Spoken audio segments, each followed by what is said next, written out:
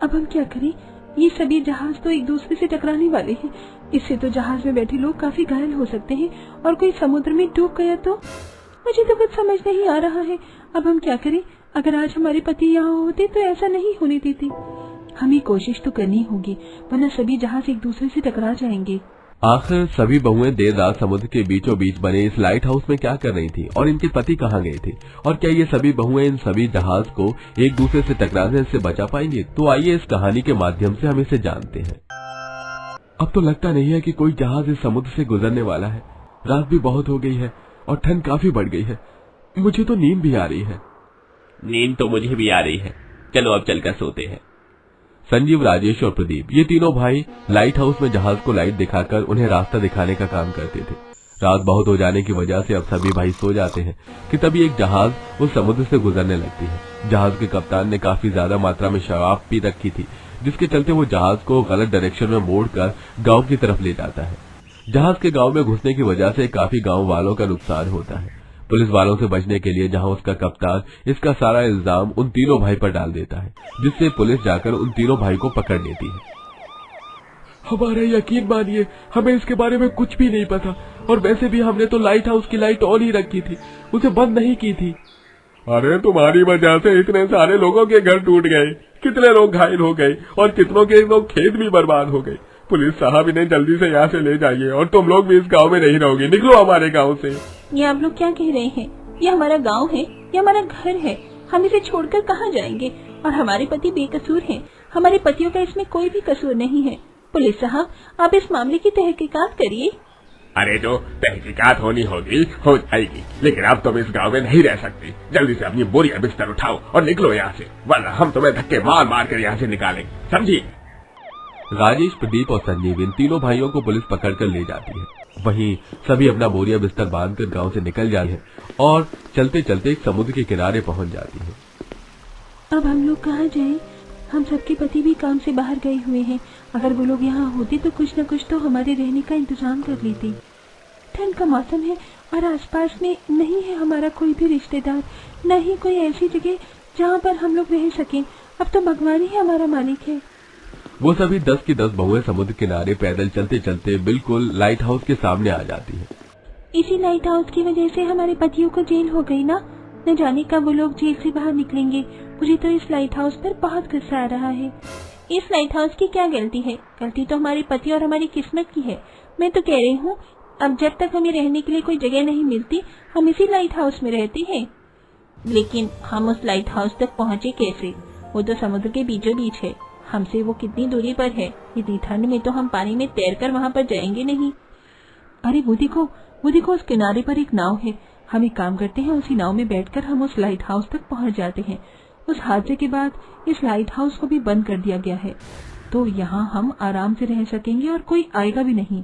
अब बारी बारी कर 5-5 बहुएं वो छोटी सी नाव में बैठकर उस लाइट हाउस तक पहुंच जाती हैं और उसका दरवाजा खोलकर अब लाइट हाउस के अंदर जाती हैं। यहाँ तो काफी ज्यादा गंदगी है। कितनी धूल मिट्टी हो रही है। इतनी गंदगी में हम लोग यहाँ कैसे रहेंगे? घर छोड़ते हुए मैं जरूरी सामान साथ में लेकर आई थी। झाड़ू पोंछा भी ले लिया था। चलो सबसे पहले मिलकर हम इस लाइट हाउस की अच्छी से सफाई कर देते हैं। सभी बहुएं आपस में काम बांट लेती हैं। जहाँ 2 बहुएं जाले साफ कर रही थी, वहीं 2 बहुएं झाड़ू लगा रही होती हैं, और वहीं कुछ बहुएं लाइट हाउस की धुलाई साफ कर रही होती हैं। वहीं कुछ बिस्तर लगाकर खाना बनाने के लिए मिट्टी का चूल्हा बनाती है।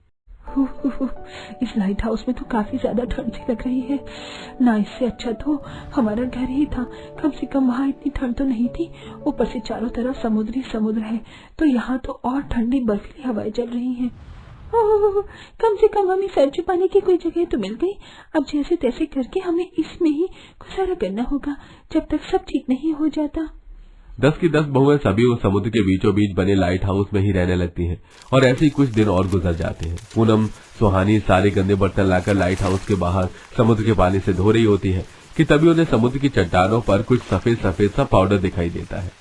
ये तो सफेद पाउडर जैसा कुछ है ना? क्या है ये?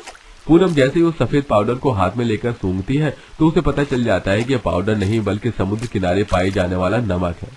अरे वाह, ये तो नमक है सुहानी। तुम जानती हो हम इसे बेचकर कितने पैसे कमा सकते हैं? हाँ पूनम, मैं जानती हूँ। लगता है ये भगवान का ही कोई इशारा है। अब हम इस नमक को बेचेंगे और काफी पैसा कमाएंगे। सुहानी, पूनम ये सारी बात बाकी बहुओं को जाकर बताती हैं, जिसके बाद अब सभी बहुएं जब भी चट्टानों पर समुद्र से निकला हुआ नमक जमा होता तो उसे लेकर अच्छे से सुखाती हैं और साफ करती हैं। वहीं पूनम और सुहानी उस नमक को ले जाकर बाजार में बेचती हैं। हर रोज की तरह सभी बहुएं जमा हुआ नमक निकाल रही होती हैं कि तभी अनामिका को समुद्र में कई सारी मछलियां दिखती हैं, जिन्हें देख हम इतने दिनों में यहाँ से नमक ले रही हैं, लेकिन ये मछली हमें आज से पहले कभी नहीं दिखी। या आसपास काफी सारी मछलियाँ हैं, हम इन मछलियों को भी तो पकड़ सकते हैं ना। और वैसे भी यह आसपास जितने भी गांव हैं, उस गांव की सभी लोग मछलियाँ खाते हैं, इसी तो हमारी आमदनी भी काफी अच्छी होगी। अब जहां सुहानी और पूनम समुद्र से नमक को इकट्ठा कर साफ करती हैं और उन्हें बाजार में बेचती हैं, वहीं अनामिका और तारा भी समुद्र से ढेर सारी मछलियां पकड़कर उन्हें भी बाजार ले जाकर बेचती हैं, जिससे उन्हें जो भी पैसे मिलते हैं उससे वो अपना खाने पीने और रहने का गुजारा चलाती हैं। आज तो कितने दिनों के बाद इतनी अच्छी धूप निकली है, चलो चलकर लाइट हाउस की छत पर बैठते हैं। धूप सेकने के लिए लाइट हाउस की छत पर जाकर बैठ जाती हैं। तभी वो सभी देखते हैं कि लाइट हाउस की छत पर कई किनारों पर तरह तरह के पौधे उगे हुए हैं, जो अपने आप ही कई मिट्टी और बारिश की वजह से हो गए थे। मुझे देखकर तो मुझे अपने आंगन की याद आ गई। अपने आंगन में भी तो हम कई तरह की हरी हरी सब्जियां भी उगाया करती थी। हाँ, वो तो हम यहाँ पर भी कर सकते हैं। ये लाइट हाउस के साथ समुद्र के बीचों बीच बनी है, तो यहाँ पर इन्हें अच्छे से हवा धूप भी सब मिल जाएगी। अगर यहाँ पर सब्जियां उग गई तो हम उन्हें बाजार में ले जाकर बेच सकते हैं। ऐसे समय गुजरता रहता है और लाइट हाउस के ऊपर उगी हुई सब्जियां ले जाकर अब वो सभी बहुएं आसपास के बाजारों में बेचती हैं और इसी तरह ही सभी बहुएं अपना गुजारा चलाती हैं। रात बहुत हो चुकी थी और सभी बहुएं अब सोने के लिए जा रही होती हैं कि तभी अचानक उन्हें 3-4 जहाज की फोन की आवाज आने लगती है। अरे, अचानक इतने सारे जहाज की होने की आवाज कहाँ से आ रही है? लाइट हाउस बंद होने की वजह से यहाँ तो काफी सारे जहाज जाने बंद हो गए थे ना। सभी बहुएं जैसे ही लाइट हाउस के टॉप पर जाकर लाइट हाउस की लाइट जलाकर देखती हैं तो समुद्र के बीचों बीच कई सारे जहाज होते हैं, जो अंधेरे की वजह से एक दूसरे से टकराने वाले होते हैं। हे भगवान, अगर ये सभी जहाज एक दूसरे से टकरा गए तो इससे कितना नुकसान हो सकता है और कई लोगों की मौत भी हो सकती है। हमें इस लाइट हाउस की लाइट की मदद से इन सभी जहाज को रास्ता दिखाना होगा, वरना कुछ भी हो सकता है। अब सभी बहुएं लाइट हाउस की मदद से एक एक कर सभी जहाज को रास्ता दिखाती हैं और सिर्फ कुछ ही देर में सारे जहाज बिना एक दूसरे से टकराए वहां से चले जाते हैं कि तभी उन्हें जहाज में से एक जहाज उस लाइट हाउस की तरफ आता है। दरअसल उस जहाज में कोई आम आदमी नहीं, मुख्यमंत्री था। वो मुख्यमंत्री सीधा अपने गार्ड्स के साथ उस लाइट हाउस में जाता है और लाइट हाउस में उन सभी लोगों को देखकर काफी हैरान होता है। आप लोग कौन हैं और इस तरह इस लाइट हाउस पर कैसे रह रही हैं? ये लाइट हाउस तो कुछ समय पहले ही बंद हो गया था। इस लाइट हाउस में जो 3 लोग काम करते थे, उनकी वजह से यहाँ पर एक बहुत बड़ा हादसा हुआ था। वो 3 लोग कोई और नहीं बल्कि हमारे ही पति थे और ये हादसा उनकी वजह से नहीं हुआ था। हमारे पति बेकसूर हैं। बिना हकीकत जाने हमारे पतियों को पकड़ लिया गया और हमें भी गांव से निकाल दिया गया, इसलिए हम लोग इस लाइट हाउस में रह रहे हैं। आपके पति बेकसूर है तो हम इसकी तहकीकात करवाएंगे और आप लोगों ने आज कई लोगों की जान बचाई, इसके लिए आपको सरकार की तरफ से इनाम दिया जाएगा। मंत्री के जोर देने पर पुलिस मामले की दोबारा से तहकीकात करती है और इस बार कप्तान की गलती पकड़ी जाती है और दोबारा से तीनों भाइयों को उनकी नौकरी वापस मिलती है। साथ ही साथ इतने लोगों की जान बचाने के लिए उन सभी 10 बहुओं को सरकार की तरफ से इनाम दिया जाता है। अरे कितनी ज्यादा ठंड हो गई है। ये जमीन कम और बर्फ की सिल्ली ज्यादा लग रही है। इस बार तो सबसे ज्यादा ठंड हुई है। जमीन पर कुछ बिछाने के लिए नहीं है क्या? कहाँ कुछ है हमारे पास, एक दरी है वो भी गीली हो गई। मुझे तो समझ नहीं आ रहा कि ऐसी कड़कड़ाती ठंड में हम जमीन पर कैसे सोएंगे। हे भगवान, आप भी कैसे पत्थर दिल हो गए हो। इतनी ज्यादा ठंड हो रही है और ऐसी ठंड में भी मेरे सास ससुर बेचारे जमीन पर बैठे, हमारे घर में पलंग तक नहीं है। नीतू अपने परिवार के लिए इतना लाचार क्यों महसूस कर रही थी और ऐसे हालात भी क्यों हो गए कि इतनी ठंड होने के बावजूद पूरे परिवार के पास एक पलंग तक नहीं है। नीतू के घर के हालातों को अच्छे से जानने के लिए हम कहानी में थोड़ा पीछे चलते हैं। सरिता अपनी नई बहू नीतू का घर में स्वागत करती है। बहू, तेरा इस घर में स्वागत है। हमारे घर की लक्ष्मी आ गई। माँ भाभी तो बहुत सुंदर है, भैया आप तो खुश हो जाओ। भगवान बस अब हमारे घर की परेशानियों को दूर कर देना। जो कुछ भी हमने झेला है वो दिन मेरी बहू को मत दिखाना। माँ जी, मैं भी एक गरीब परिवार से ही आई हूँ। मैं आपकी चिंता समझ रही हूँ, लेकिन मुझे अपने ससुराल में कोई परेशानी नहीं है। जैसा भी होगा, जो भी होगा, हम सब साथ मिलकर देख लेंगे। बहू तो बहुत ही समझदार है। अच्छा चलो, अब सब लोग बैठ भी जाओ। कब से दरवाजे पर ही खड़े होकर सारी बातें कर रहे हो। नीतू अपने ससुराल में काफी ज्यादा खुश होती है और एडजस्ट भी करने की कोशिश कर रही थी। अब तो ठंड आने वाली है, मैं अभी से सारे कंबल और रजाई को धूप दिखा देती हूँ, वरना सर्दियों में धूप तो ना के बराबर ही आती है। नीतू तुरंत अपने सास के पास जाती है और अपनी सास से कहती है, माँ जी, ठंड आने वाली है, सारे कंबल और रजाई कहाँ हैं? आप मुझे बता दीजिए ताकि मैं सब में धूप दिखा दूं। सही रहेगा ना? बहू, हमारे घर पर बहुत सारे कंबल और रजाई नहीं है, एक ही कंबल है। देख ले, वो बक्से में रखा होगा। माँ जी, एक ही कंबल में पूरी सर्दियाँ निकालना कितना मुश्किल होगा। हाँ बहू, मुश्किल तो होता है, लेकिन अब हम क्या कर सकते हैं? इतने पैसे तो है नहीं हमारे पास कि नया कंबल ले पाए। कोई बात नहीं माँ जी, क्या पता इस नए साल पर हमारे घर में नई रजाई ही आ जाए। तब तक मैं पुराने कंबल को ही धूप दिखा देती हूँ। ऐसे ही कुछ दिन निकल जाते हैं और अब ठंड काफी ज्यादा बढ़ गई थी। कुछ दिनों बाद नीतू सुबह खाना बनाने के लिए लकड़ी लेने बाहर जाती है तो देखती है कि सारी लकड़ियां गीली थी। हे भगवान, ये सारी लकड़ियां तो गीली हैं, अब खाना कैसे बनेगा? नीतू परेशान होकर अंदर जाती है और सब कुछ बताती है। भाभी, यहाँ ठंड में ऐसा ही होता है। हमारे घर पर गैस चूल्हा तो है नहीं, इसलिए चूल्हे पर खाना बनाना पड़ता है। और अगर सर्दियों में लकड़ी बाहर ही रह जाए तो वो किसी काम में भी नहीं आती। मुझे लगा कि हमारे पास गैस चूल्हा होगा। ये मिट्टी का चूल्हा बस इसलिए इस्तेमाल कर रहे हैं क्योंकि ठंड बहुत ज्यादा है। पर अब हम क्या करें? भाभी, अब तो कोई रास्ता ही नहीं है। अब हमें धूप आने का इंतजार करना पड़ेगा, क्योंकि धूप आएगी तभी लकड़ियां सूख पाएंगी ना। हम बाजार से नई लकड़ियां भी तो ला सकते हैं ना। भाभी, हमारे घर के हालात तो आपको पता ही हैं। इतने अच्छे हालात नहीं है कि इतनी महंगी लकड़ियां लेकर आएं। कल रात का खाना बचा होगा, हम सब वही थोड़ा बहुत खा लेते हैं। नीतू सबको रात का बचा हुआ खाना ही परोस रही होती है, जो कि काफी ठंडा था। अरे, ये खाना तो बहुत ज्यादा ठंडा है। ठंड में ठंडा खाना तो बिल्कुल भी नहीं खाया जाता है। सुनिए ना, नया साल आ रहा है तो क्यों ना हम नया गैस चूल्हा ले लें। वैसे भी हमें कितनी ज्यादा जरूरत है नए गैस चूल्हे की। नीतू, मुझे पता है कि हमें गैस चूल्हे की बहुत जरूरत है, लेकिन अभी हमारे पास पैसे नहीं हैं अपनी जरूरत को पूरा करने के लिए। अच्छा, मैं ठंडा खाना ही खा लूंगा, कोई बात नहीं।